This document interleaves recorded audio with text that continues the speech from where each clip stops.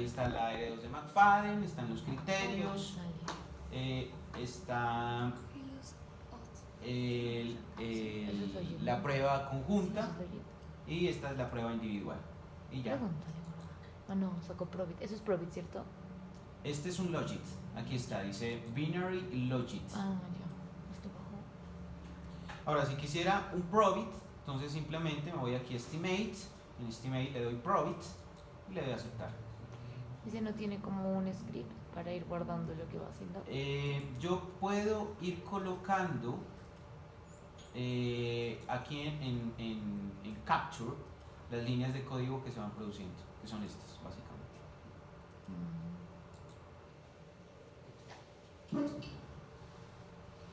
Este es más funcional en términos de ventanas. Entonces,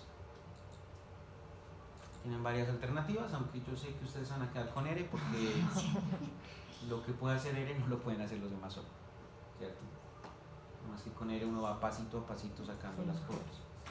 Listo, entonces ahí sería análisis logic y probit en eViews, aunque eViews es más utilizado para forecasting temporal, pero también puede ser transversal. Y no sé si hice logic y probit en Gradle, no sé, es más, no sé si les mostré Gradle. Sí les mostré Gradle. Pero para correr clean. Accidentalmente fue, ¿no? Creo que fue accidentalmente que lo hice. Creo que ustedes ni sabían que había un programa que se llama Gradle cuando yo hice esa clase, que fue la virtual. Listo, entonces miremos cómo sería la vuelta en Gradle. La vuelta en Gradle sería, y es que no tengo aquí Python, si no les enseñaba de una vez a hacerlo en Python. Listo, entonces hagámoslo en Gradle y creo que les voy a quedar debiendo Python. Y creo que se los voy a quedar debiendo. Entonces, tomo la base de datos de felicidad, nuevamente el mismo truco, la arrastro y le digo aceptar. Y ya tengo la base de datos. Aquí lo primero que me dice es, oiga, los datos que tiene son sección cruzada o son series temporales. Y yo le digo son sección cruzada. Entonces él me dice, ¿quiere darles a los datos la interpretación de series de tiempo? Le voy a decir no, porque son datos cruzados. Y después de esto me voy a la opción modelo. El modelo me voy a déjenme ver otros modelos lineales, no, variable dependiente limitada, y aquí tengo logit, probit, tobit y hekit. Nosotros vamos a utilizar logit y probit, ¿de acuerdo? Estos dos. Entonces el logit está diciendo si es un logit binario, sí, efectivamente es un logit binario. Y aquí flechitas, entonces variable dependiente, felicidad, en función de, por ejemplo, ingreso, flechita, y ya. Y aquí le voy a decir que me muestre los valores de probabilidad y le doy a aceptar. Y tengo estos resultados. Y además me genera la matriz de confusión.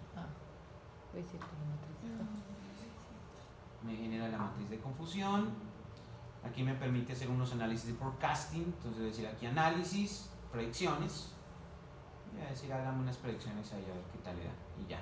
Entonces aquí tengo el dato real y la predicción, y ya. ¿Y esas mismas predicciones se pueden hacer para series temporales? Sí, se pueden hacer para series temporales. Técnicamente eso es lo que les voy a enseñar en la última parte del curso. ¿Es el mismo proceso? Porque como no están corriendo esos de forecast o predict en R, es el mismo proceso, pero los software los software deben interpretar los datos como no espaciales sino temporales. Hay que hacer ese ajuste. ¿Usted de pronto ha subido como una línea para descargar Gradle? ¿Perdón? Un link para descargar Gradle. Como Gradle es software libre, se puede descargar ¿Sí? gratuitamente, no hay ningún problema. Okay. Software libre.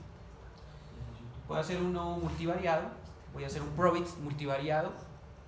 Entonces voy a decirle aquí, por ejemplo, modelo. Voy a decirle aquí variable dependiente limitada. Voy a hacer en esta ocasión un probit binario. Y le voy a decir, explíqueme la felicidad en función del ingreso y la salud. Flechita. Y ya. Ahí está el modelo. Este es básicamente el modelo. Aquí no me está sacando ratio, ¿no? Me está sacando los coeficientes originales, la matriz de confusión Y algunas ventajas gráficas de este software puede ser, por ejemplo, la interfaz gráfica puede ser más o menos atractiva, pero no, es que después de haber visto Ere y mirar esta grafiquita tan elemental, ya como que uno dice, pues está bonita y como para descrestar al de primer semestre, ¿no? Entonces, están con los de primer, segundo semestre, los chiquiticos de tercero, ya estoy en quinto, estoy en sexto. ¿Qué puedo hacer? Pues, tengo varias formas, me he entrenado, digamos, con el profe Julio, varias formas para... Y bueno, sí, es muy probable que el próximo semestre vaya a necesitar monitores, tutores se llaman en realidad. Entonces, voy a necesitar más investigadores y voy a necesitar tutores. Entonces voy a crear un grupo de personas especializadas en, digámoslo así, en ayudarles a los chicos chiquiticos a transitar este camino de la econometría. Entonces, ustedes van a manejar varias herramientas, ¿de acuerdo? Y esta es una de ellas, esta es Grant. Listo, chao Grant, fue bueno conocerte. Listo, veamos cómo le fue al Stata. El Stata sigue en problemas.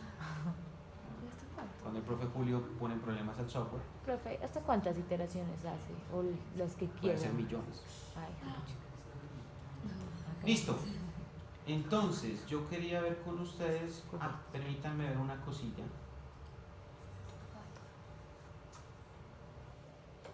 Mientras Stata 1 hace eso, yo voy a intentar hacer algo, voy a improvisar. Voy a abrir otro Stata. Voy a tomar la base de datos de felicidad, importar, tomar la base de datos de felicidad, digo abrir, importar y digo ok. Este es el editor de datos, ¿no? De Stata. Este es el editor de datos, aquí yo tengo la información.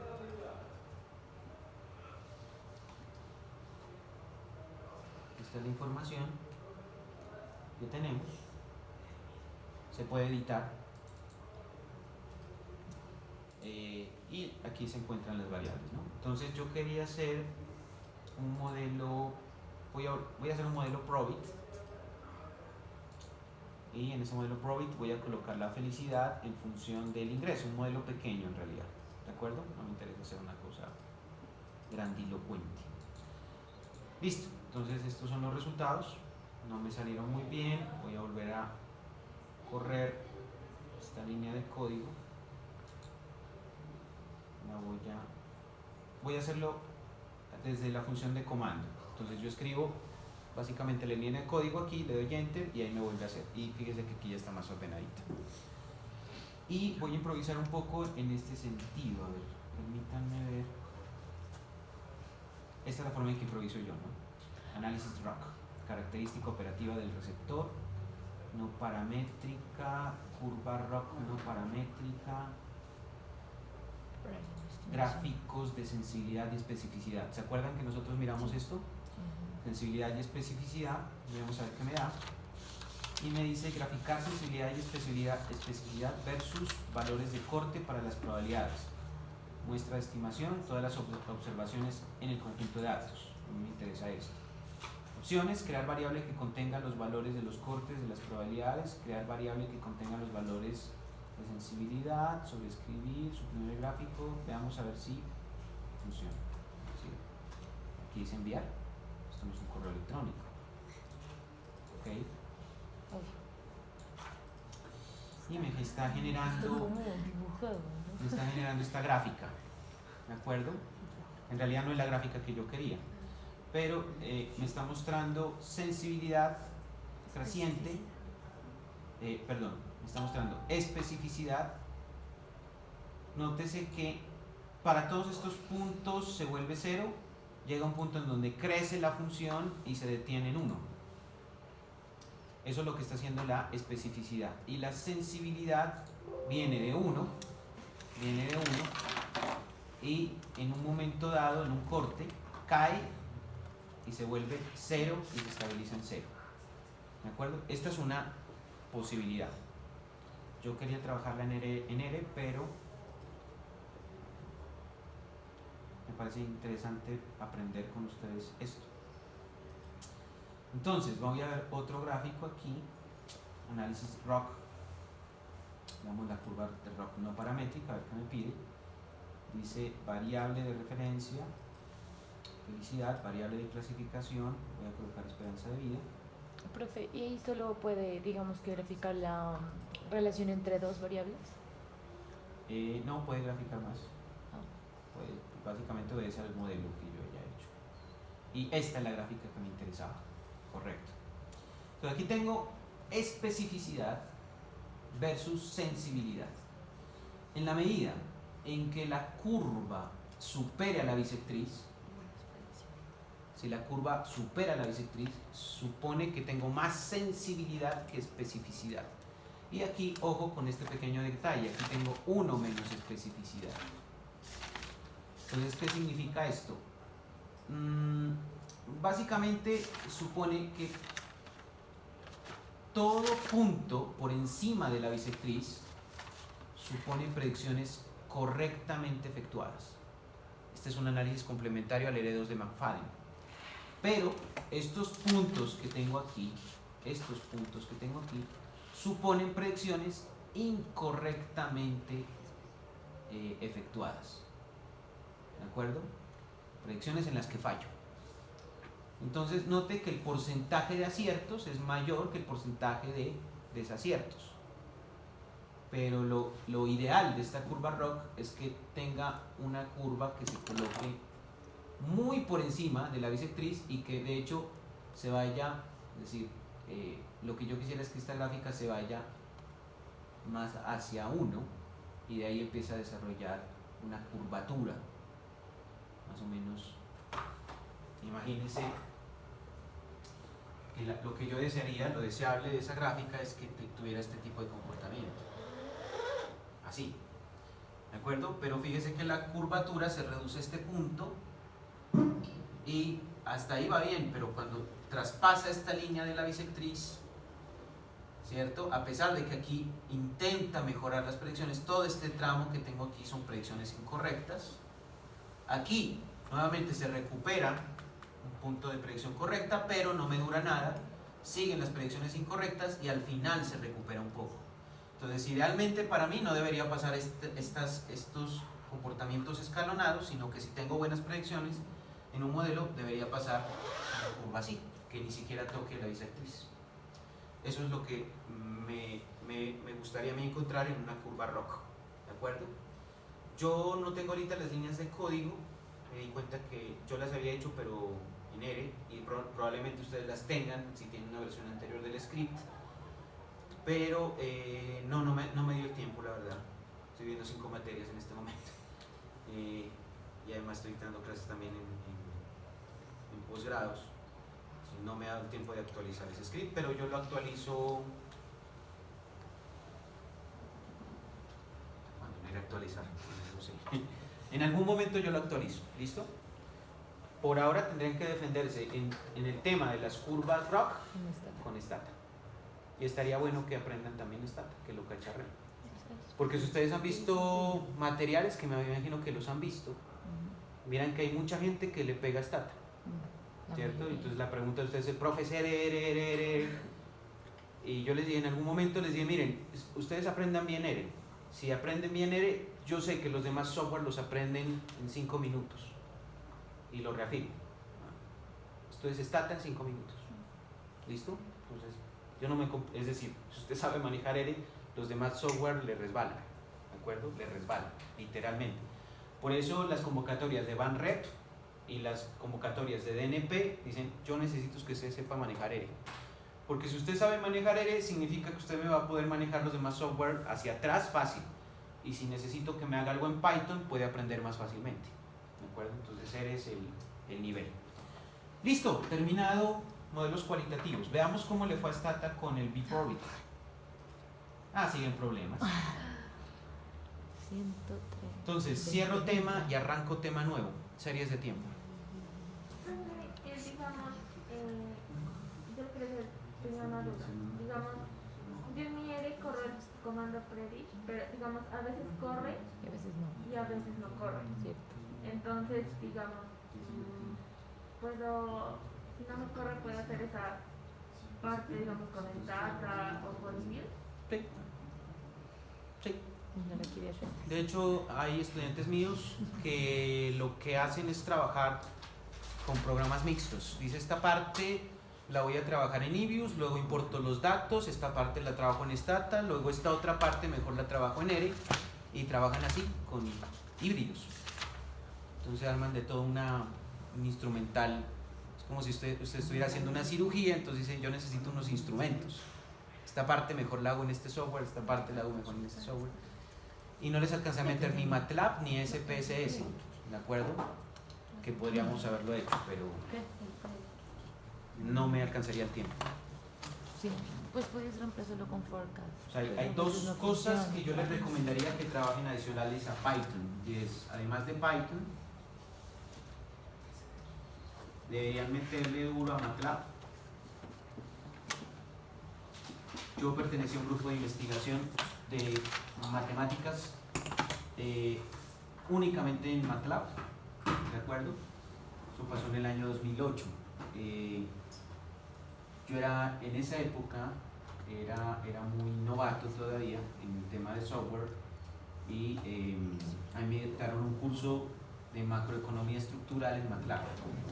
Ese fue el primer contacto que tuve con programación. Hay que aprender MATLAB. En MATLAB se diseñan aviones. Y bueno, en este sí se van a divertir. Esto va a ser un paseo también en SPSS, no sé si lo han escuchado, pero se pueden hacer ahí modelos logísticos, Probit, Logit se pueden hacer, pero es clic, clic, clic, ya listo, salió. ¿De acuerdo? Entonces se van a divertir con eso. Pero sí deberían cacharrearle a eso un poco, porque puede ser que en algún momento lo necesiten. Sobre todo, si van a trabajar con gente que vaya a hacer estudios de mercado, mayoritariamente esa gente se va a inclinar por SPSS. Es decir, probablemente los formaron en eso, y SPSS tiene una ventaja y es que permite hacer redes neuronales. No lo puede hacer al mismo nivel de ERE, pero lo hace, y eso es lo que cuenta. Listo. Hablemos de series de tiempo. Entonces, vámonos a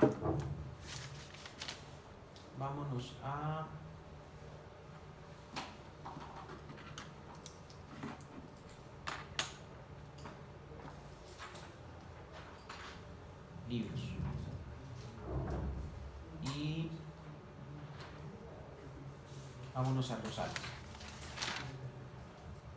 Y en Rosales vámonos a capítulo 4. Teoría. Entonces, ya saben la importancia de la teoría. ¿De acuerdo? Bueno. Cierto es que los economistas, por su formación, pueden trabajar en muchos proyectos y muchas situaciones de política que tienen que ver con la coyuntura. Y por eso usted tiene que aprender a manejar modelos de respuesta cualitativa y tiene que aprender a manejar información de corte transversal. Pero también es cierto que si sus inclinaciones se van más hacia lo financiero y a lo macroeconómico, entonces usted tiene que aprender a modelar la econometría temporal. ¿De acuerdo? Entonces eso ya depende un poco de hacia dónde quiere tirar usted. A menos que sea docente. Si algún día usted se inclina por la docencia, usted tendría que aprender todo. Tendría que aprender panel, tendría que aprender temporales y tendría que aprender transversales. Tendría que aprender transversales. Pero si usted no va a ser docente, entonces usted tiene que concentrarse en algo. ¿De acuerdo? Tiene que inclinarse por algo, tiene que especializarse por algo. Entonces hablemos un poco de series de tiempo, que puede ser importante si usted tiene una vocación hacia lo macroeconométrico, ¿de acuerdo? Entonces básicamente cuando nosotros trabajamos con series de tiempo, vamos a tener que las series de tiempo van a tener un comportamiento que hasta el momento no habíamos revisado, y es que las series de tiempo tienen una descomposición, ¿de acuerdo? Entonces hablemos de la descomposición de las time series. Entonces resulta, por ejemplo, que si yo tomo cualquier variable de naturaleza macro, pensemos ahora en variables cuanti y de naturaleza macro, cuya característica fundamental es la frecuencia en el tiempo. Es decir, esa variable va a tener registros que se pueden determinar, por ejemplo, en segundos, microsegundos, en minutos, en horas, en días, en semanas, en meses, en bimestres, en trimestres, en semestres, en años, ¿cierto? En quinquenios, en décadas, en ciclos. Si su variable tiene ese comportamiento, entonces usted tiene que aprender a modelar eso en el tiempo. Entonces la característica de una variable que se mueve en el tiempo es básicamente que esa variable va a tener una frecuencia y va a tener, por ejemplo, este tipo de dinámica, ¿de acuerdo? Suponga que esta, por ejemplo, es cualquier variable económica, qué sé yo, se me ocurre a mí que pueda ser el crecimiento de la economía, el PIB, ¿de acuerdo? Entonces, ¿cómo se modela eso?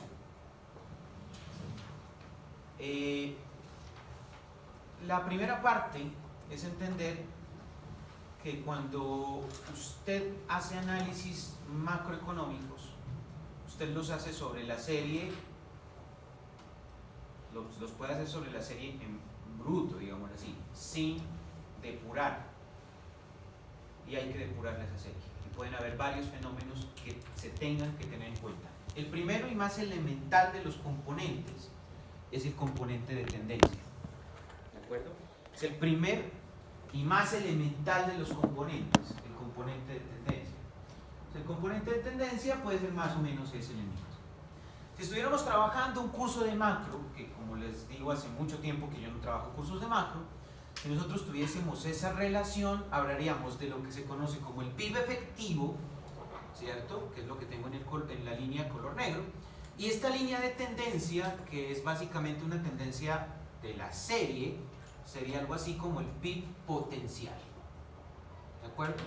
Ahora, su profesor de macro, que en realidad no sé quién fue, pero me imagino que si fue Marco, voy a decir Macro Antonio, si Marco Antonio, o fue Iván Freddy, cualquiera de los dos es bueno en macro.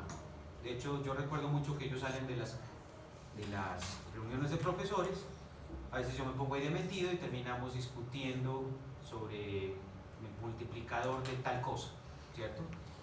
Entonces, cualquiera de los dos le tuvo que haber dicho que una cosa es que el crecimiento esté por encima de la tasa media estimada, y otra cosa es lo que pasa en términos inflacionarios cuando está por debajo, ¿de acuerdo? Cuando está por encima o por debajo del potencial hay efectos inflacionarios, o ya sea inflación o deflación, ¿de acuerdo? No voy a indagar en eso porque no me voy a poner a explicar macro en estas alturas del paseo. Otro ejemplo de esas relaciones a nivel macro puede ser, por ejemplo, yo supongamos que aquí no estoy teniendo el crecimiento económico, sino unemployment rate, es decir, la tasa de desempleo, ¿cierto?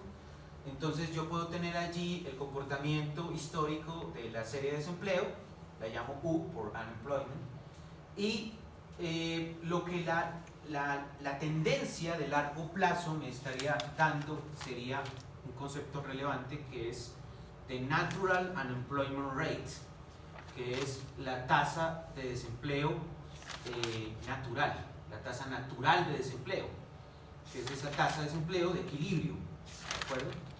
Entonces le dice uno, bueno, por ejemplo, conceptos como la curva de Phillips, que básicamente trabajan el efecto que tiene la divergencia de unemployment rate con respecto a su equilibrio, ¿cierto? tiene efectos sobre las tasas de crecimiento de los salarios. Y más allá de eso, la lectura que hizo Friedman es el impacto que tendría la tasa de desempleo sobre la inflación y determinó que existen trade-offs de política entre inflación y desempleo, ¿de acuerdo? Entonces, para hablar un poco de lo que se hace en macro, pero cuando se hace el análisis en econometría, entonces ahí empiezan las limitaciones. Porque, por ejemplo, el macroeconomista lo que revisa son los conceptos y revisa la data, pero él no tiene, digamos, que el instrumento para descomponer la serie y a partir, por ejemplo, de la tasa de desempleo, sacar la tasa natural de desempleo. O, por ejemplo, a partir del crecimiento económico, sacar la tasa potencial de desempleo. Eso ya lo hace el econometrista, ¿de acuerdo? Y no cualquier econometrista, sino el econometrista temporal, ¿de acuerdo? Entonces, uno de los primeros componentes de la serie es la tendencia, ¿de acuerdo? Y hay que saberla extraer de la serie, porque resulta que a nosotros lo que nos presentan es la serie, y a nosotros lo que nos interesa extraer de esa serie es la tendencia. Entonces hay que saberla extraer, y esa tendencia no es que se saque en Excel, meta usted los datos, saque línea de tendencia y sale la tendencia. No, eso no es así, eso no funciona así.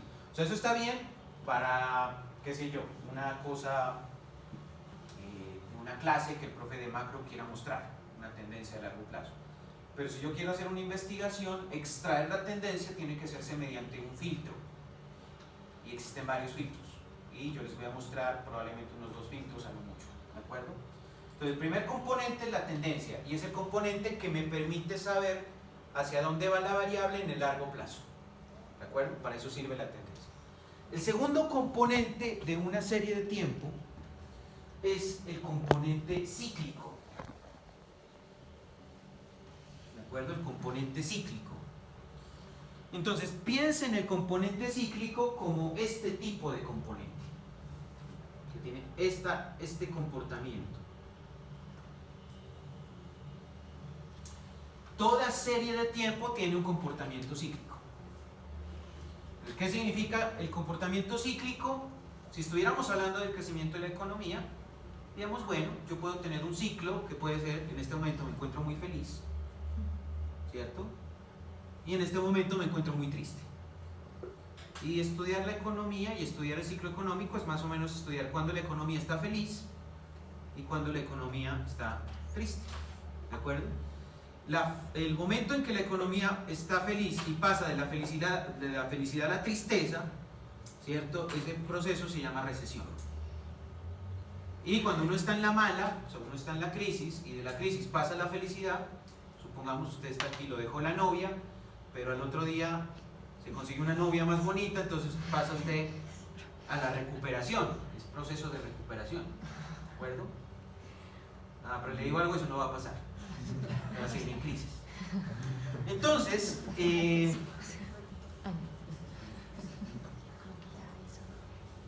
oiga, a lo bien yo me pongo a pensar si tuve alguna vez un profesor como soy yo, me imagino, bueno, cómo será un profesor, cómo sería yo de estudiante recibiendo las clases. No tuve ese profesor. Hubiera sido interesante tener. ¿Qué le pasaría a ese tipo que siempre coloca esos ejemplos raros? Bueno, entonces, a los economistas no les interesa que en el ciclo pase esto. No les interesa que en el ciclo pase esto.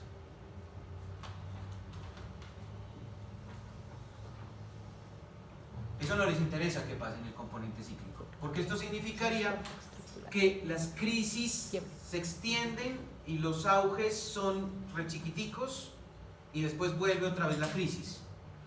O sea, eso es lo que le pasa a usted, por ejemplo, cuando usted dice, no, pues que conseguí el amor de mi vida, pero lo perdí. Entonces pasa un tiempo largo en crisis, después llega otra oportunidad, pero es una oportunidad tan efímera que usted es un momentico feliz y luego vuelve otra vez a su crisis. Y así es como se le va la vida a usted. ¿De acuerdo? Entonces, usted tiene dos alternativas, o sea, vivir la vida así o ponerse a estudiar econometría duro como el profesor y decir, listo, ya, cambié.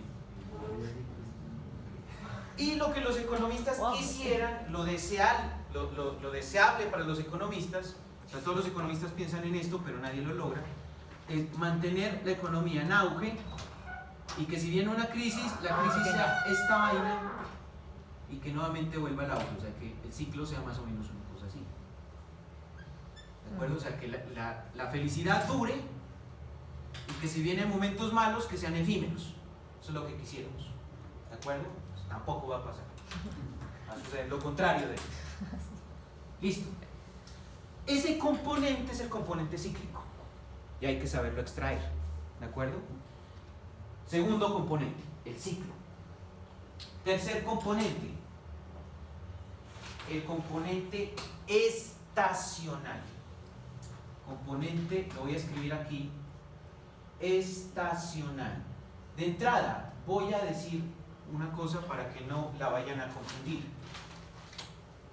Estacionalidad tiene que ver con el season, ¿de acuerdo? O sea, la estacionalidad tiene que ver con el season. Ustedes miran series en Netflix, en HBO o en Cuevana, ¿cierto? Bueno, Pelis Plus. Pelis Plus, ese es bueno.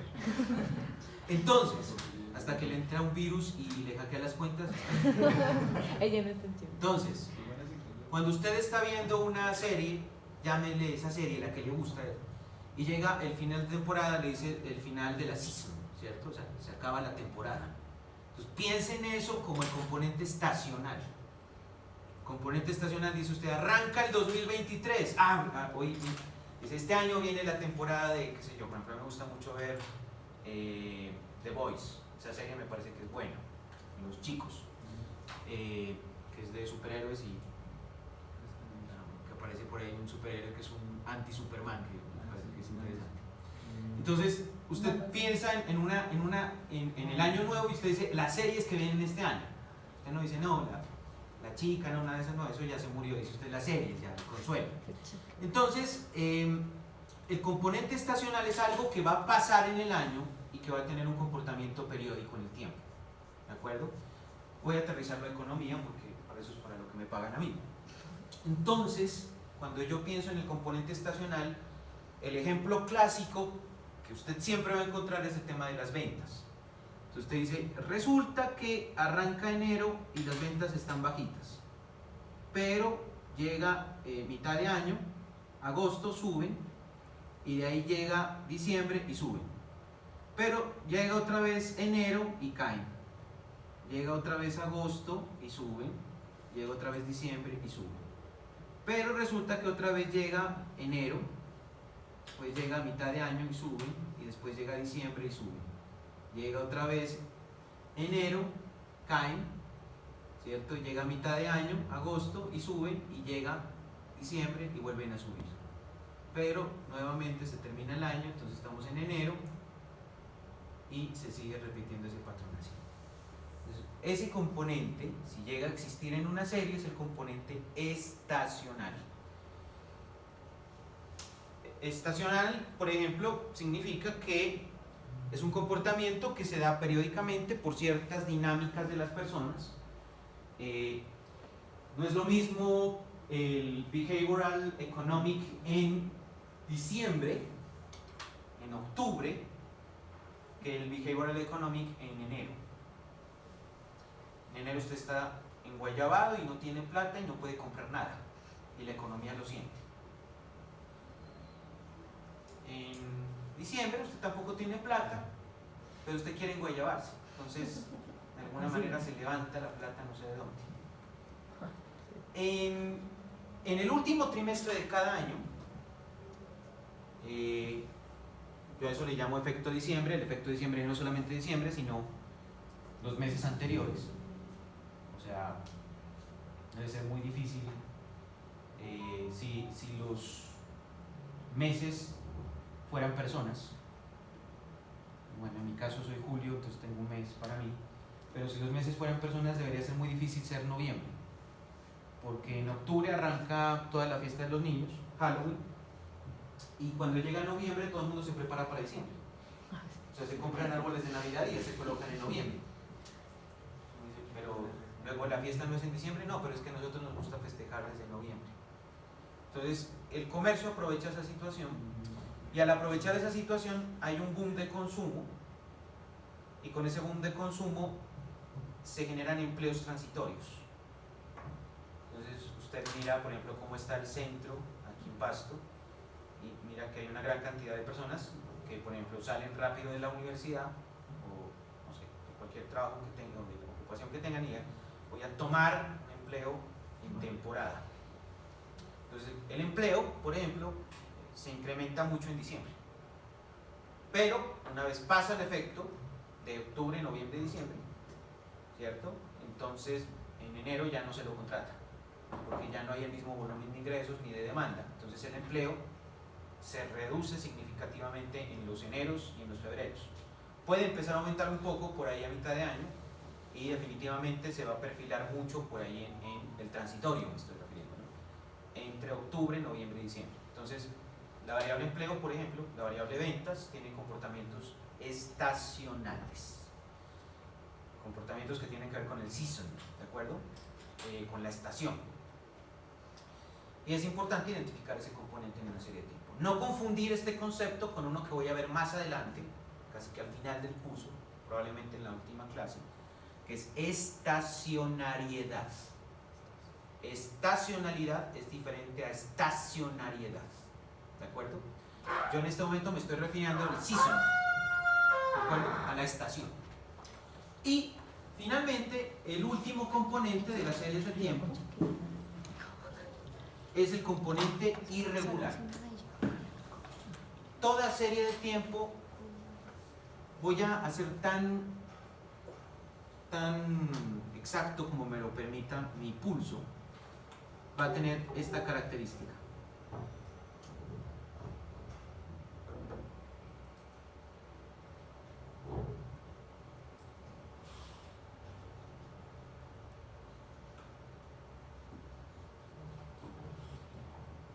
Entonces, si yo tengo una serie con esa característica, usted dice, ¿esa serie tiene ciclo? Sí, puede tener un ciclo. ¿Esa serie tiene tendencia? Sí, esa serie puede tener tendencia. ¿Esa serie puede tener un componente estacional? No lo sé, tendría que verlo. Tendría que aplicar un filtro y ver si puedo extraer un componente estacional.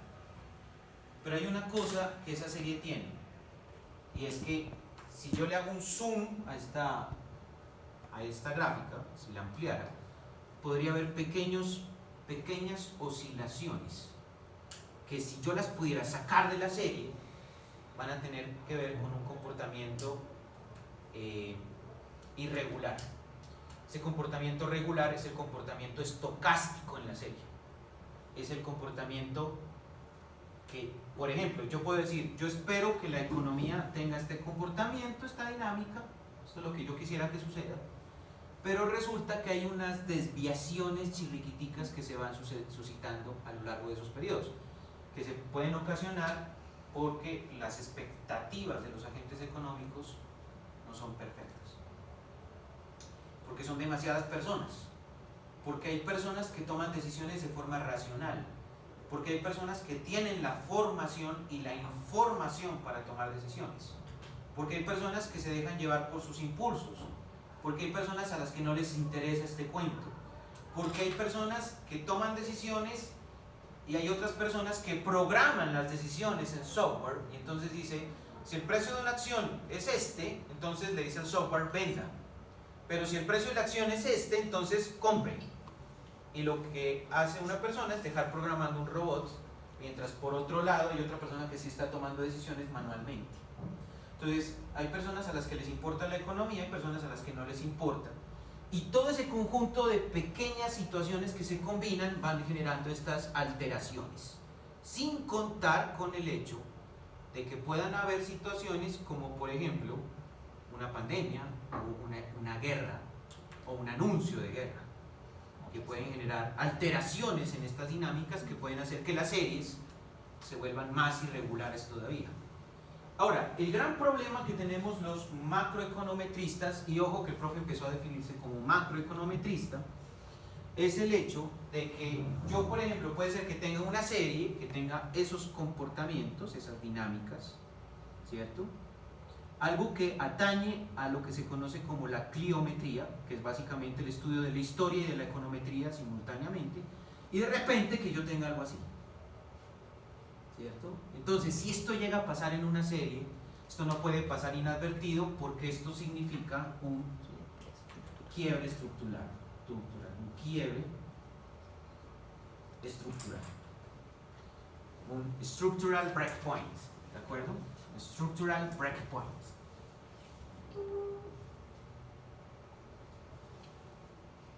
Y eso hay que analizarlo también, ¿de acuerdo? Entonces, si yo de esa serie sacara el componente irregular, y eso ya sí, eso supone que yo voy a hacer un modelo, que tengo que encontrar algún tipo de modelo.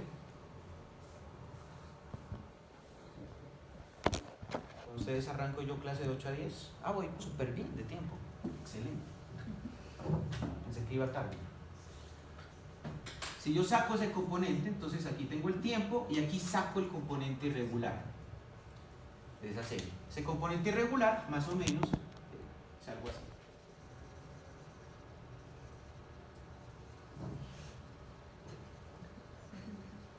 Es el componente irregular de una serie. ¿Listo? Entonces, si nos vamos al libro de Rosales, Rosales va a hablar de esto mismo. La primera parte del capítulo va a hablar de eso. Y usted va a tener una ventaja, porque el libro de Rosales hace todas estas explicaciones y luego hace todos los tratamientos en Stata. Profe, Sí. lo del componente irregular es lo que más o menos se mira en las criptomonedas nuevas, ¿no? Que van saliendo, siempre se mira que no tienen, digamos, como un ciclo definido, sino que siempre están. Y también existen, pues, a veces esos quiebres estructurales que llegan y suben altísimo y después comienzan a... Pero no solamente en las criptomonedas, casi todas las variables económicas tienen componente irregular. Sino que lo que pasa es que en las series financieras es más evidente. De hecho, en la tesis de grado de la maestría en finanzas, yo modelé el innovation de una serie financiera. Nadie me entendió lo que hice. Finalmente quité ese capítulo porque nadie entendió. Mi asesor no sabía qué era eso, mis compañeros no sabían, el auditorio no lo sabía, nadie me entendía. Voy a quitar, lo quité. Por ahí tengo el innovation de una serie financiera. Yo hubiera querido alcanzar a trabajar esos aspectos con ustedes, pero no me va a dar el tiempo. De entrada ya, eso no lo vamos a ver. ¿Listo? Entonces, el capítulo entra viendo los conceptos básicos. ¿De acuerdo? Los conceptos básicos. Entonces, bueno, una serie de tiempo, básicamente, desde el punto de vista vectorial, es una matriz. ¿De acuerdo? Es una matriz, es un vector matricial. ¿De acuerdo? Es un vector matricial. ¿Y qué es lo que interesa hacer con ese vector matricial? ¿Cuál es el principal interés matemático que tenemos con ese vector matricial? Stata me está diciendo algo. Me acordé de Stata. Veamos. La sacó. ¿Cuánto tiempo se demoró? No, pero la había sacado ya. ¿Ya se ha sacado hace rato? Sí, hace ratico. No, Listo. hace más unos 10 minutos. Bueno, entonces hago corte en series temporales, me devuelvo para rematar este tema. Y básicamente aquí yo tengo dos modelos. El modelo de la felicidad explicado por la salud, este sería el efecto del coeficiente puro, y también tengo el efecto de la salud explicada por la felicidad.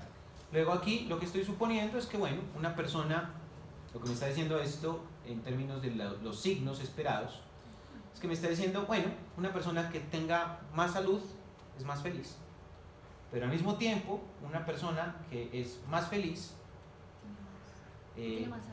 tiene más salud. Entonces, uno puede analizar incluso factores de naturaleza psicopatológica. Esto tiene que ver un poco más allá de la economía de la salud en realidad. Es el hecho de que la condición mental de un paciente puede contribuir a determinar su estado de salud física. Entonces, si una persona es feliz, digamos, supongamos que usted lo quiere la novia, que nunca lo traiciona, que usted tiene buenas relaciones con sus padres, que se la lleva muy bien con sus amigos, usted mantiene feliz todo el tiempo. Entonces, bueno, bioquímicamente lo que pasa es que hay una segregación de dopamina, ¿cierto? En el cerebro. La dopamina genera felicidad en los individuos, pero colateralmente esa segregación adicional de dopamina le produce a usted mayor bienestar físico. Usted puede sentirse mejor físicamente, más fuerte, más propenso a actividades físicas, y eso puede contribuir a una mejor salud, no solamente mental, sino física. Lo contrario también es cierto. Es decir, si una persona, por ejemplo, tiene dolencias, supongamos a partir de los 40 años una persona puede empezar a tener algunas dificultades con la manutención de calcio en los huesos. Los huesos pueden volverse más frágiles desde los 40 años. Entonces esos dolores en los huesos pueden hacer sentir mal a una persona, ¿cierto? Si una persona empieza a sentir que está envejeciendo, se siente mal, y eso puede alterar un poco su condición cognitiva, y eso puede implicar problemas de salud mental, ¿de acuerdo? Y es fácil que las personas sufran problemas de salud mental. Realmente las personas son muy sensibles a esos temas, ¿de acuerdo? Y sobre todo las nuevas generaciones, que son altamente sensibles. Yo debo agradecer la formación de mi padre, que fue más o menos, vea, así es la vida, mijo. Entonces yo, bueno, listo, ya. Profe, este es Biprovit, ¿no? Es un B-Provit. Y por ejemplo, ahí para sacar el efecto marginal, ¿podríamos sacar el efecto marginal? O pues, o sea, ¿se demoraría? Es un poco diferente, porque aquí tienes dos ecuaciones y están integradas en un sistema. Es un poco diferente el tratamiento. O sea, con el Biprovit también es que modelamos las multiecuacionales. Son los multiecuacionales, pero en cualitativas. En cualitativas. En cuantitativas utilizas o mínimos cuadrados en 2 etapas a nivel básico, o vectores autorregresivos estructurales, que eso aquí no lo vamos a ver ni per las curvas. Pero sí lo estoy viendo en la electiva, estoy cerrando electiva y voy a mirar ese tema con los chicos de la electiva la próxima semana. Escucho. Profe, una pregunta. En el caso del TOBI, ¿ese se analiza de la misma manera que Con MFX, sí, con MFX puedes hacer eso. Pero ahí, sinceramente, vas a tener que revisar un poco los fundamentales.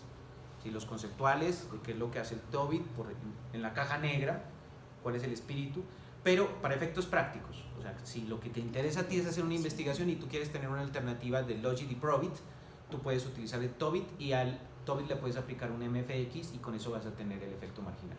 Y lo puedes comparar con los resultados de Logit y Provit. ¿Listo? Ok, y ya, bueno, ahí se cierra este capítulo de Profe, sus vidas. tenía una pregunta antes de que cerremos este capítulo. En la matriz de confusión dan 2 tasas, ¿no? La de sensibilidad, que sería la de verdaderos positivos, y la de especificidad, que sería como la de verdaderos negativos. ¿Hay un porcentaje para que tenga suficiente validez, como que esa tasa diga si en efecto la capacidad predictiva es buena? No, pero tú puedes hacer comparativas entre modelos competitivos y obtener la tasa más alta como un indicador de cuál puede ser el mejor modelo. ¿Listo? Ok, entonces cierro esta parte. Bueno, ¿cuál es el interés que tenemos, devolviéndonos un poco a la temporal, de este tipo de vectores? Básicamente el interés que tenemos específicamente aquí es la expansión de ese vector. Entonces hablemos un poquito de teoría espacial. Espacial en términos de vectores, pero obviamente el propósito es estudiar la extensión temporal, ¿de acuerdo? Entonces, cuando nosotros nos enseñan álgebra espacial, lo que básicamente se hace es decir, yo tengo aquí los ejes, aquí tengo X, aquí tengo Y, y lo que se me dice es que un vector puede arrancar en el espacio L, este es el espacio de los reales, ¿cierto? Y pues si estoy trabajando con 2 dimensiones, pues me queda el espacio del L2.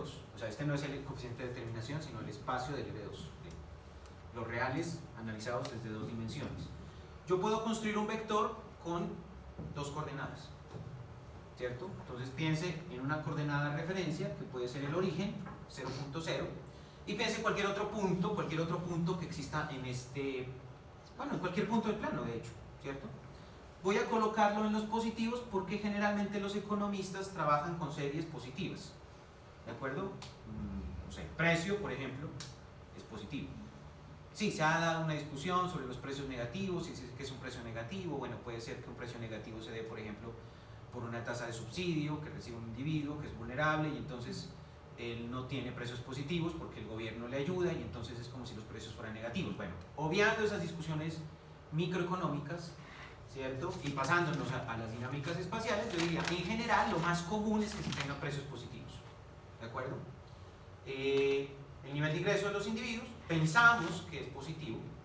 Sí, yo sé que los individuos se pueden endeudar y entonces que se hace un saldo neto de lo que tiene como ingresos menos lo que tiene que pagar, entonces le va a dar un saldo negativo.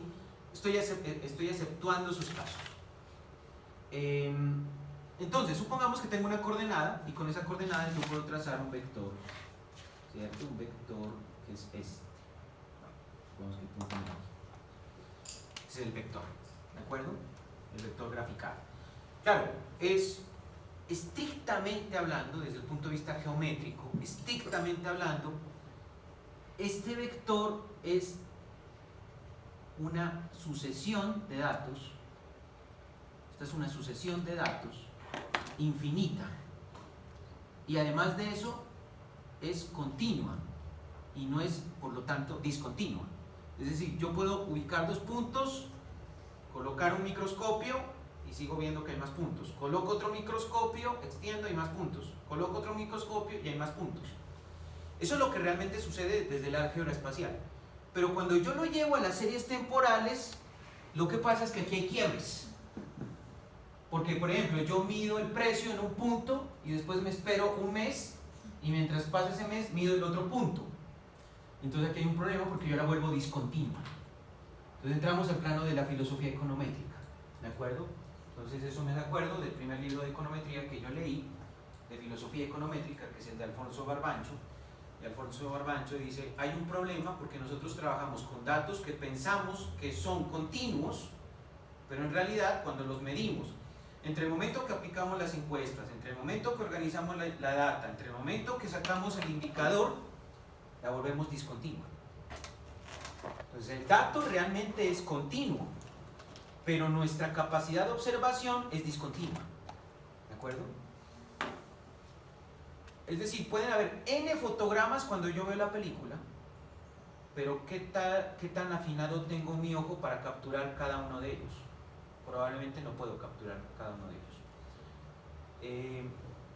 Yo tengo mucha dificultad con el tiempo y a pesar de eso una amiga y yo me dijo, oiga, sálgase de esa cueva que usted tiene y vamos a ver Batman. Bueno, está bien, vamos a ver Batman. Y empecé a ver Batman, ¿cierto? Es una película muy larga y en un momento me dormí. Yo tengo la tesis de que esa película tiene algún efecto narcótico sobre la mente humana porque no era el único que estaba durmiendo en el cine. En algún momento, me parece a mí que existe una relación probabilística entre el sueño y Batman. Y en especial esa película, porque me dormí como 15 minutos. El punto de ese ejemplo es el siguiente.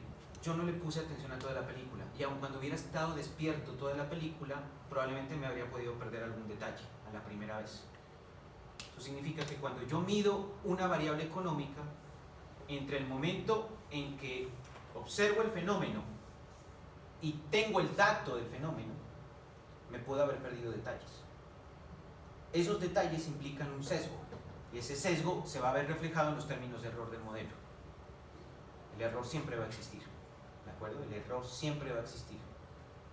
Si ustedes revisan las clases, las grabaciones, yo les aseguro que van a encontrar errores míos en las clases. Les aseguro que van a ser re chiquiticos. Probablemente ni me haya dado cuenta, o probablemente ni sepa que cometí un error, pero es probable que tenga errores, porque perfecto no soy, y esta vaina es compleja. ¿Listo?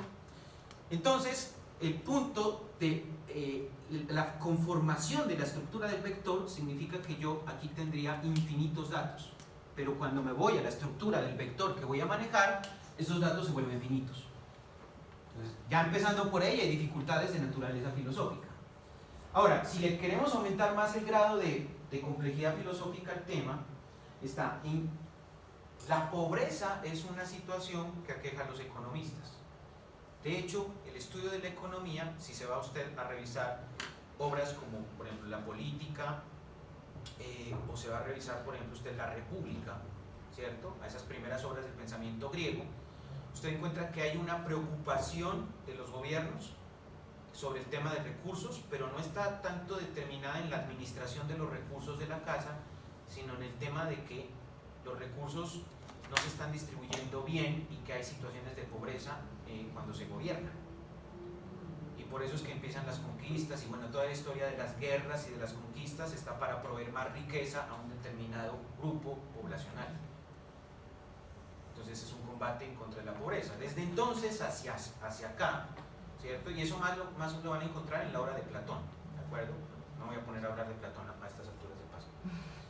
Entonces, si nos regresamos acá, hay una cosa que es una constante dentro del pensamiento económico y ha sido tratar de entender los factores causales de la pobreza y tratar de reducir la pobreza. Entonces, hay varios premios Nobel que se conceden, por ejemplo, en medicina. Por ejemplo, mi premio Nobel favorito de medicina es Eric Kandel, porque es la persona que más sabe del conocimiento del cerebro humano, ¿cierto? Y dice, bueno, el cerebro humano, o sea, la asociación más probable que tiene con algún tipo de especie no es con los simios, sino con los moluscos, ¿de acuerdo? Y él hace una demostración y le dan el premio Nobel y dice, ah, sí, usted encontró un molusco cuyo cerebro tiene una estructura neuronal que es la más parecida a la de los seres humanos, y por eso le dan el Nobel. Eso pasó en 2010.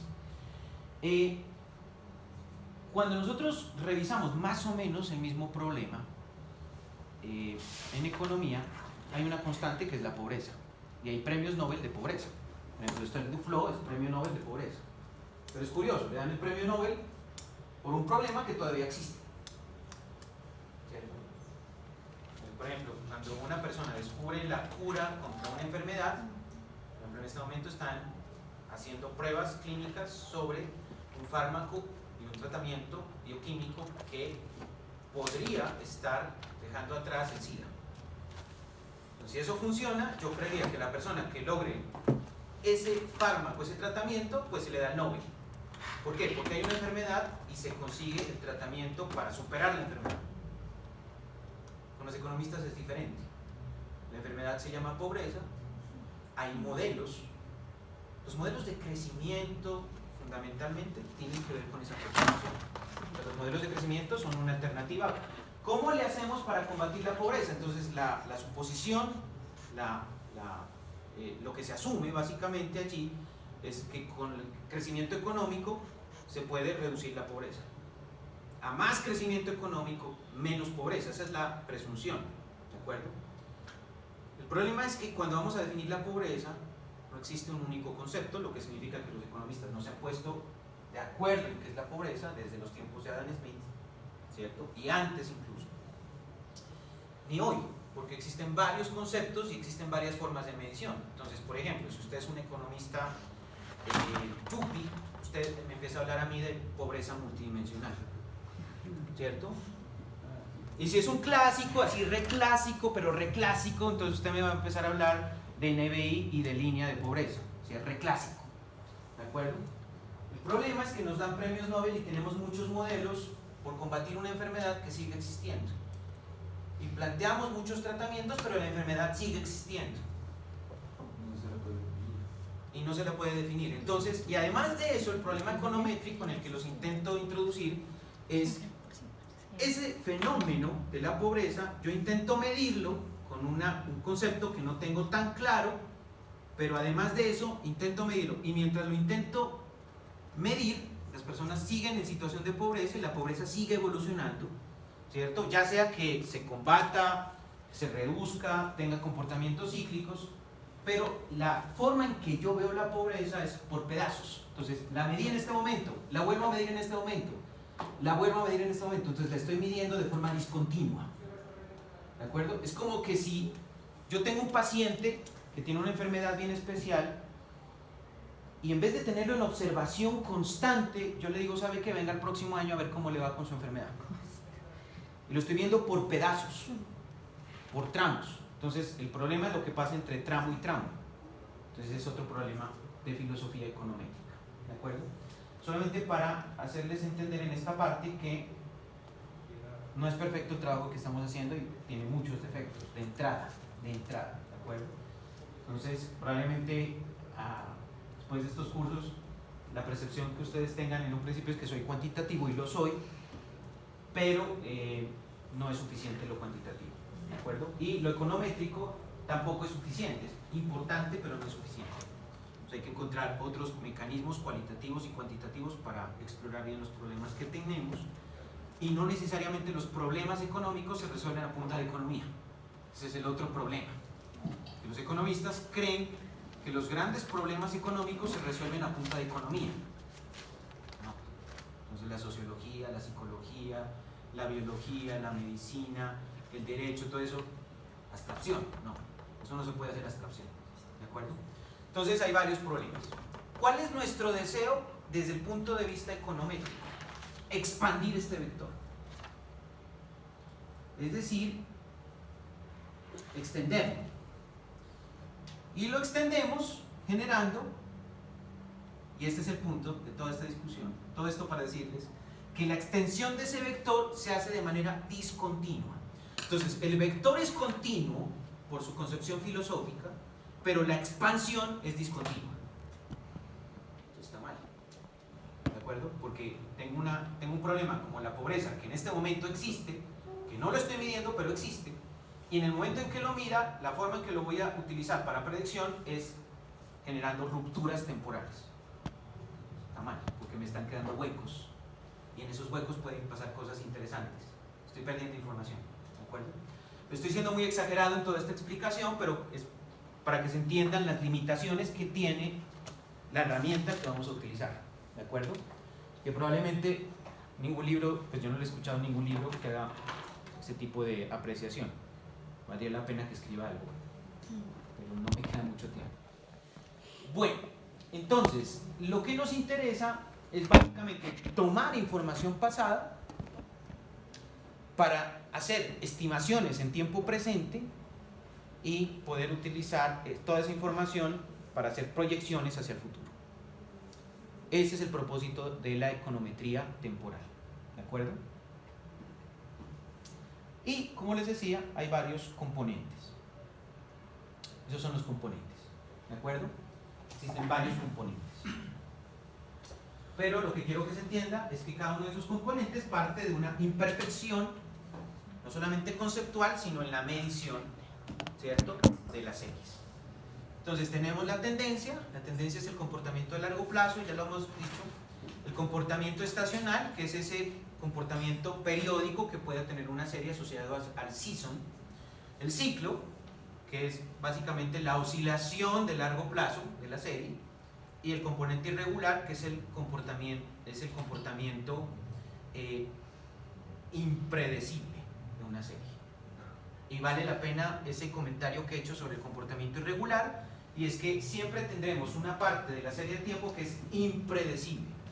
Y es impredecible por varias cosas, además de las que he planteado acá, básicamente porque las variables económicas son el reflejo de las decisiones de los agentes económicos, y los seres humanos no son robots. ¿De acuerdo? Como en la teoría micro. Cuando ustedes examinan la teoría microeconómica, todos los agentes tienen la misma, el mismo, no sé cómo se dice en español, el mismo behavioral, el mismo comportamiento, la misma conducta. ¿De acuerdo?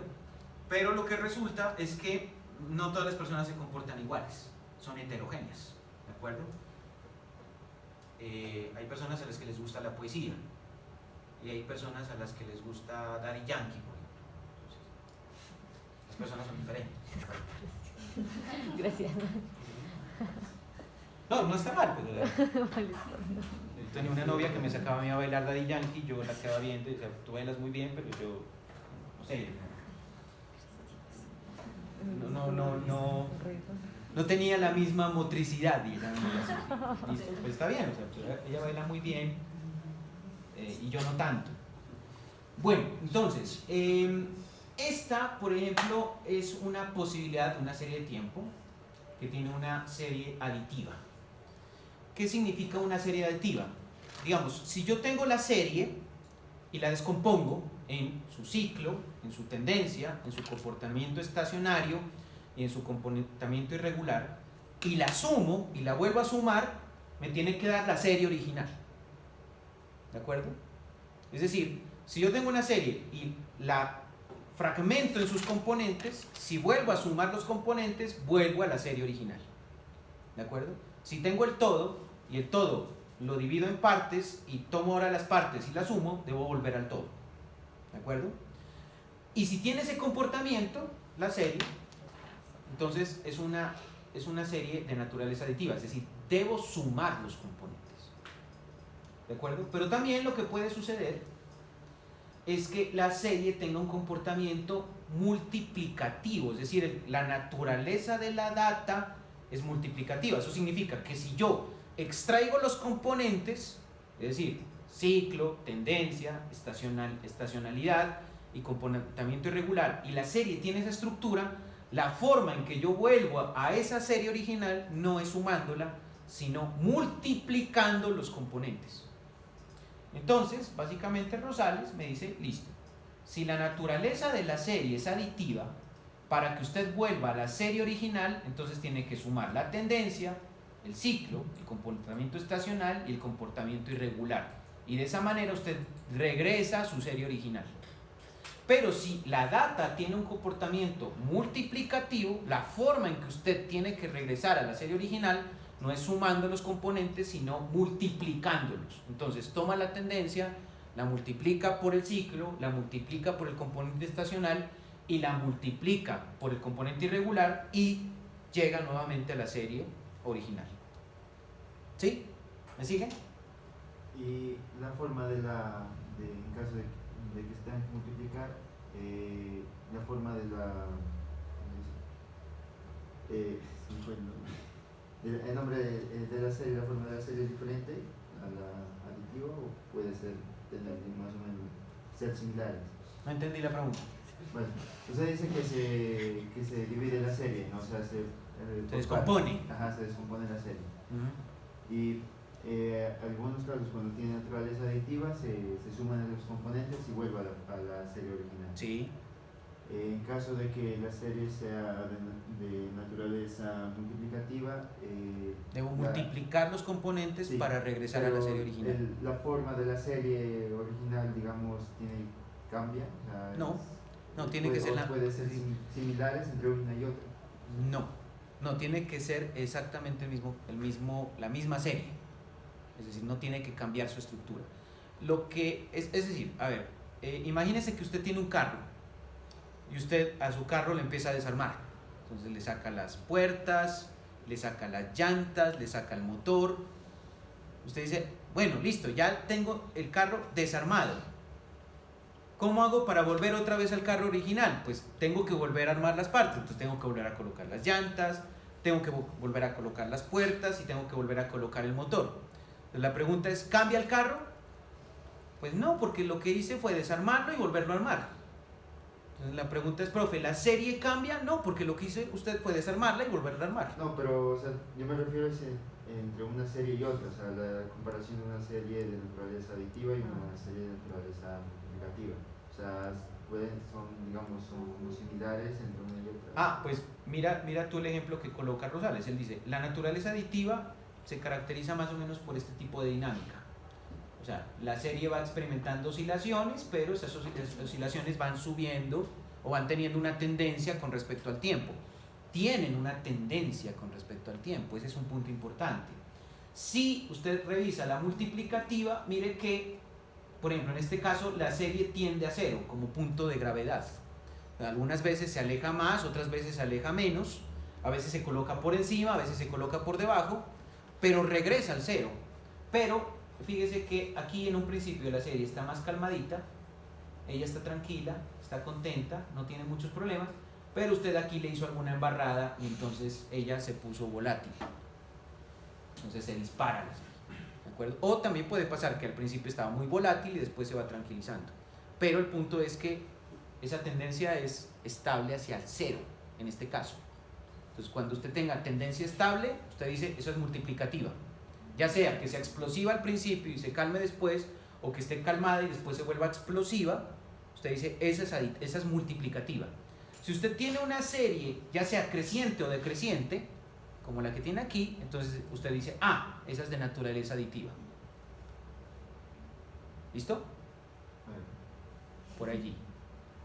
¿No crees que no te vi? Además digamos, como de esa tendencia, dependiendo si es aditiva o multiplicativa, la serie también puede tener como otros comportamientos a los que tienda más, por ejemplo la de estacionalidad, o sea que por ejemplo repita ciertos comportamientos o cosas así. Sí, por ejemplo, tú miras esa serie y tú puedes decir, yo pienso que tiene un ciclo. Puedes intuir, ojo, está uno intuyendo. Y alguien puede decir, pero a mí me parece que ahí sí hay un componente estacional. ¿Cierto? También lo estoy intuyendo. Alguien me puede decir, yo veo ahí claramente una tendencia. Está intuyendo. Y alguien puede decir, pero sí, yo veo que no siempre son los mismos cambios, o sea que debe haber un componente irregular. Lo está intuyendo. Entonces yo paso de la intuición a la aplicación de un filtro y el filtro me descompone y me dice, estas ya son los componentes y esta es la estructura. Y ahí veo si existe estacionalidad, si existe una tendencia como yo la pensaba, si el ciclo es como yo creía y si existe un componente regular pequeño o grande. Entonces seguimos con la creencia de que las gráficas son subjetivas, o sea, tenemos Sí. que irnos ya es a Sí, prueba. toda la vida. Y por eso, por ejemplo, yo alguna vez dicté un curso, no, de hecho varios años dicté un curso repetidamente, creo que de los más desgastantes que he tenido, que es el de colombiana, el curso de economía colombiana, que con ustedes yo lo miraba en último semestre y en esa época todo el mundo me tenía mucho miedo, no sé por qué, porque decían, es que ya tenemos toda la carrera lista y nos falta el décimo, y bueno, en el décimo hay cosas que hacer, pero tenemos colombiana con riesgos. Entonces, y claro, ellos ya habían visto conmigo econometría y en esas épocas yo dictaba introducción a la economía, o sea que el primer curso con el primer profesor de economía con el que se encontraba era yo, ¿cierto? Y de ahí miraba econometría, alcanzaba a ver macro 1 conmigo, miraba econometrías y después me encontraba a mí en la colombiana, cuando ya pensaban que se habían librado conmigo en econometría, me iban en colombiana. Y entonces en colombiana yo mostraba mucha gráfica. Y cuando mostraba mucha gráfica les dije a ellos, pero ojo, las gráficas son engañosas, así que ustedes van a hacer modelos. Entonces ellos hacían mucho modelo y yo mostraba gráficas. Esa era más o menos la dinámica de esos cursos. Bueno, aquí explica los componentes, valdría la pena que ustedes le hagan una lectura a esto, además de lo que hemos discutido. Aquí se muestra que es el ciclo. Bueno, pues este es el componente cíclico. Y este es un componente cíclico con tendencia. ¿De acuerdo? Luego este es un componente cíclico con estabilidad en media y este es un componente cíclico sin estabilidad en media. ¿De acuerdo? ¿Por qué no es estable en media? Porque a medida que va avanzando el tiempo, la media aritmética va cambiando porque la serie va creciendo. ¿De acuerdo? También se aplica para decrecientes, ¿no?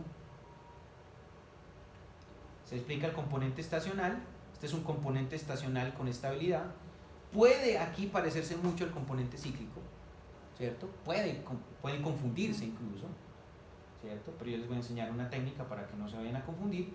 Y este es el componente irregular. Este componente es el componente de impredivisibilidad que tiene una serie. ¿De acuerdo? Todas las series tienen un componente de impredivisibilidad. Eso significa que ya hay un componente de las series de tiempo que yo no la voy a poder predecir. O sea, un error. Sí.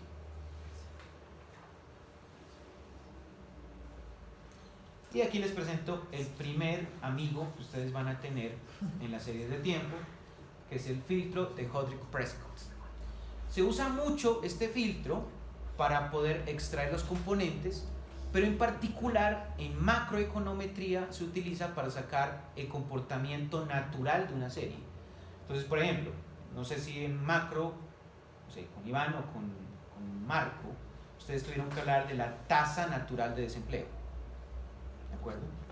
Y yo les hablaba mucho de la tasa natural de desempleo y les decía del fenómeno de histéresis y de los efectos inflacionarios.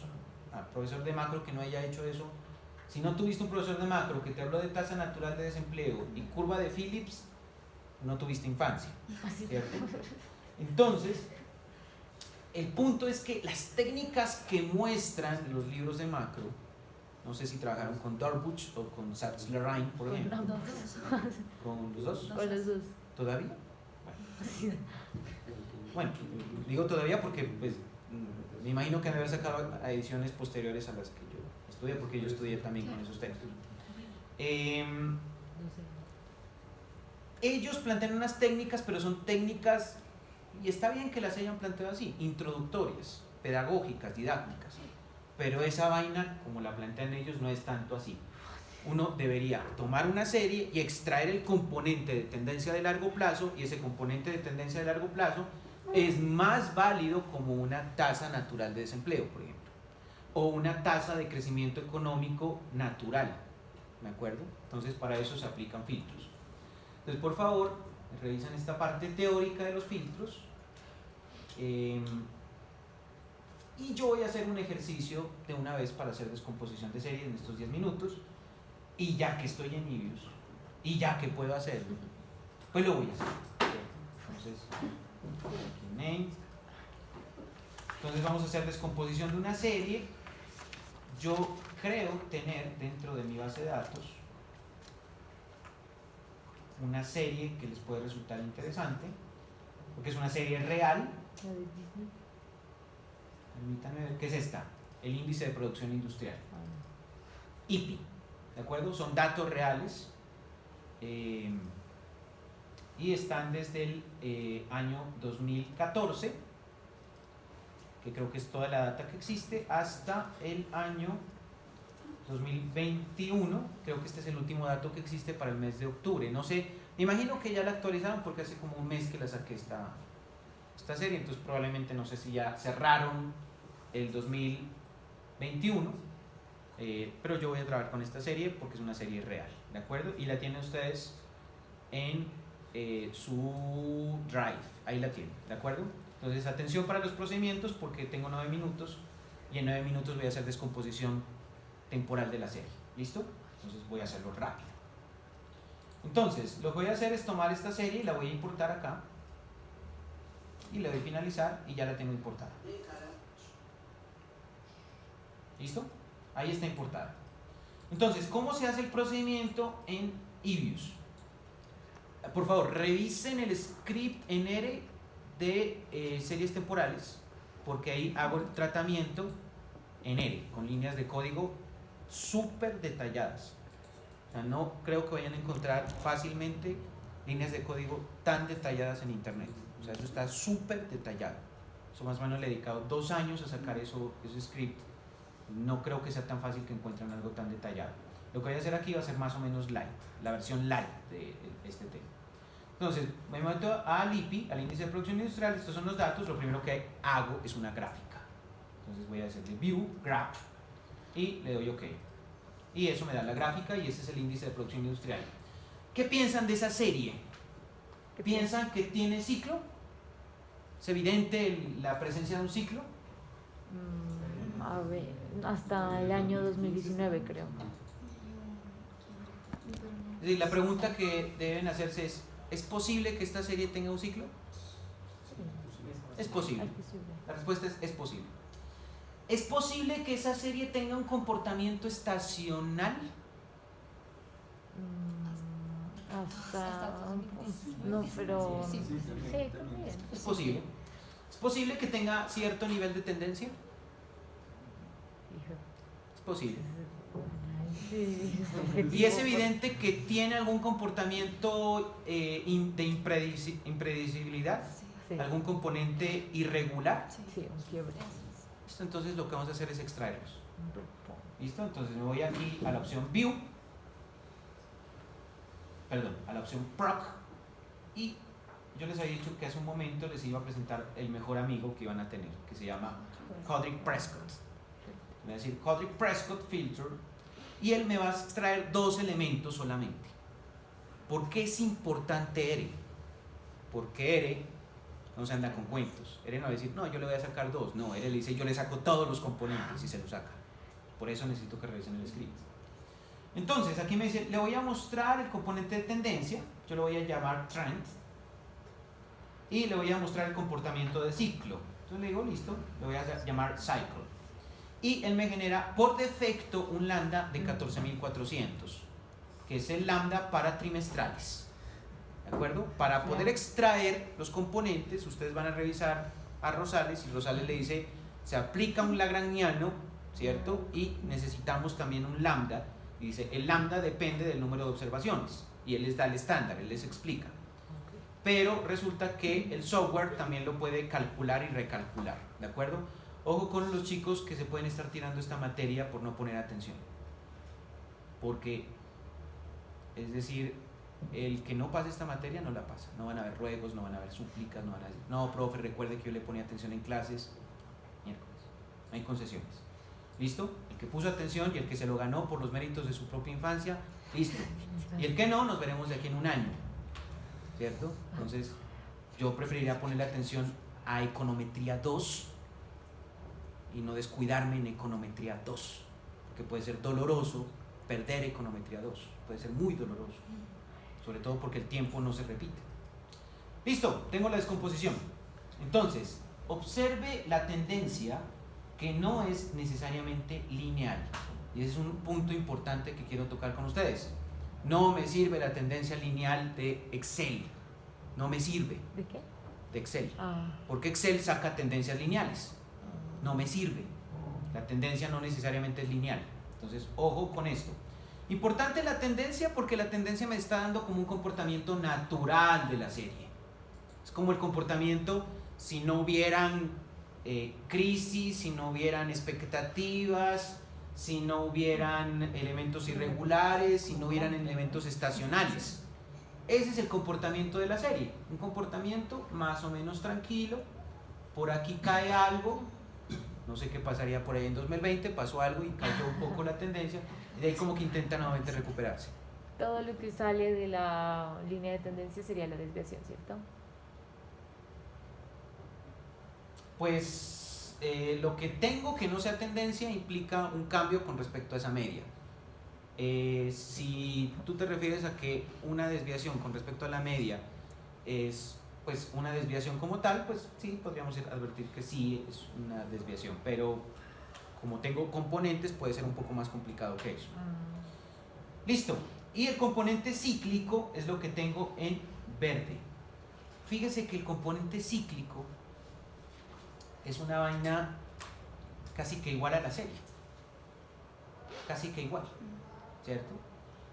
Eso en cuanto a estos dos componentes, y fíjense que aquí los tengo ciclo y aquí tengo tendencia, ya tengo las series sacadas, o sea, tengo los vectores de ciclo y de tendencia y los puedo abrir como un grupo, y miren que ya tengo los datos de la descomposición. Sí. ¿Por qué el ciclo se parece tanto el componente cíclico se parece tanto a la serie original? Debe serlo, es una versión suavizada de la serie original, pero no como el ciclo, no tan suavizada como la tendencia, pero debe recoger los momentos de felicidad y de tristeza de la serie. ¿De acuerdo? Ahora, esta no es la única forma de obtener el ciclo, existen más técnicas. Yo quisiera ver el componente estacional y para eso voy a utilizar, ustedes no han visto todavía cuentas, ¿no? O la medición económica. Medición y cuentas, estamos Medición. en eso. ¿Vieron medición económica? Estamos. Están viendo. Sí. Ya les mostraron componentes de desestacionalización. No. ¿O cuáles son? ¿No han visto todavía eso? No. Bueno, yo pensé que estaba quedado en mi materia, pero ok, no estoy tan quedado entonces. Listo, me voy a la variable IP nuevamente. Estoy en la variable IP. Y me voy a ir a la opción proc y aquí voy a utilizar este componente que se llama Seasonal Adjustment. ¿De acuerdo? Y existe una de las técnicas pues, de desestacionalización que ustedes deberían conocer. Bueno, existen varias. Está, por ejemplo, Tramoseeds, está Stational Decomposition. Yo les presento muchísimas más en el script de R, ¿cierto? Que sería bueno que la revisen. Está el Census X12 y está el Census X13. Me parece que la más moderna es Census X13. Voy a utilizar la más moderna, que es esa, que creo que es generada por un banco europeo, si no estoy mal. Entonces, me voy a ir aquí a esta opción del output y le voy a decir, sáqueme, por ejemplo, el componente irregular que me estaba haciendo falta, sáqueme el componente de tendencia, que es el seasonal, y sáqueme una tendencia también, una trend. O sea que ya con eso completaría todos los componentes, ¿cierto? Y le doy OK. Entonces me dice que eso lo está calculando el Departamento de Comercio de los Estados Unidos. Es quien lo calcula, ¿de acuerdo? Es lo que me está informando allí. ¿Cómo así? Y D11 es el componente estacional. Este es el componente estacional. ¿De acuerdo? Voy a graficarlo para que puedan ver el componente estacional. Entonces, graph. ¿Ok? Ese es el comportamiento estacional. Extraído de la serie. ¿De acuerdo? Ahí saque ese componente. Permítanme ver, creo que D13 es el componente irregular. Entonces, veamos ese componente irregular. Aquí, ok. Ese es el comportamiento irregular de la serie. Entonces, he descompuesto la serie. Eso es lo primero que hay que tener en cuenta cuando se estudia econometría de series de tiempo, la descomposición de una serie. Y cuando ya se la compone, ahí ya se utiliza la multiplicación o la la suma, suma. dependiendo de la naturaleza aditiva o multiplicativa. Ah, ya. ¿Y siempre son esos tres componentes? No siempre. A veces no se puede calcular, por ejemplo, el componente estacional. Hay series que no tienen comportamiento estacional. Ah. Hay series que no tienen, por ejemplo, bueno, lo más común es el comportamiento estacional, porque no necesariamente, por ejemplo, el IPC tiene comportamiento estacional, pero, por ejemplo, pensemos en NBI. El NBI se calcula creo que una vez al año, y si es que se calcula. Ahí es difícil sacar componente estacional, porque como lo calculo una vez al año, entonces ¿qué componente estacional voy a ver? No, Claro. me queda difícil. O sea, Entonces las variables que se puede ver en estación son aquellas que están más o menos mensuales o trimestrales. A ellas se les puede ver, por ejemplo, que el tercer trimestre sea mayor que el primer trimestre, a ellas sí. Pero variables que tengan unas frecuencias en años o frecuencias por décadas es más difícil identificar componente estacional. 1, 2, 1. Uno. Sí. El IPI es real, ¿cierto? Es sacado El índice de producción industrial es real, claro. Está sacado del Un DANE. índice que mide la producción industrial del país. Pero sí, o sea, es del DANE ahorita. Sí, es real, es del DANE, yo lo saqué de ahí. Ok. 2. Digamos, el componente estacional también se parecía mucho al componente cíclico. Hay como los diferencias. Cuando tú aplicas los filtros, la única forma. Pero Porque si yo te coloco una serie, te digo, mire, adivine cuál es este. No, pues. Me tocaría decirte la pregunta así, adivine qué es esto. Entonces, ya que sea muy definida la cosa, tú podrías decir, ah, esa es la estación. Porque era como la grafiquita que les hacía ya cuando les mostraba la estación. Pero la forma en que tú tienes para diferenciarlas es decirle, mire, yo quiero sacar la tendencia. Entonces tú utilizas un mecanismo y dices, listo, ya saqué la tendencia, sé que esta es la tendencia porque apliqué un instrumento que me sirve para sacar la tendencia. Voy a sacar el ciclo, listo. Entonces utilizo una herramienta, por ejemplo, un filtro de Hodrick-Prescott para sacar el ciclo. ¿Por qué sé que es el ciclo? Porque yo lo extraje y sé que es el ciclo. Pero no funciona al contrario, no es como que yo te diga, mire, tomé esta serie, saqué estos componentes, adivine cuál es cuál. No, porque me puedo confundir. Entonces, es al contrario, yo utilizo una herramienta y saco lo que quiero con la herramienta y lo explico, no voy a poner a adivinar a la gente tampoco. ¿Listo? En componente estacional es más probable que haya sesgos, ¿no? Por lo que, digamos, si está medido en trimestre, se tiene, digamos, un dato, pero no se tiene en cuenta, digamos, varios puntos en el tiempo. O sea, si la medición se hace, digamos, como se hace en el mercado financiero, que día a día o minuto a minuto está cambiando, tendríamos menos sesgo, pero digamos sería más difícil medirlo, habría un comportamiento más irregular. Lo cierto es que cuando uno quiere medir o hacer una predicción de una variable, si la variable tiene un componente estacional, yo tendría que desestacionalizarla. Eso significa retirar el componente estacional de la serie original y luego en el forecasting volver a incluir, o sea, predecir el comportamiento estacional y volver a sumar la serie para evitar esos sesgos. Entonces, una variable puede tener muchos sesgos y lo que hacemos es componiéndola, es tratar de entender cada componente y después juntar los elementos para reducir los sesgos. ¿De acuerdo? Eso es lo que hacemos. Y se me acabó el tiempo. No les voy a cobrar estos 5 minutos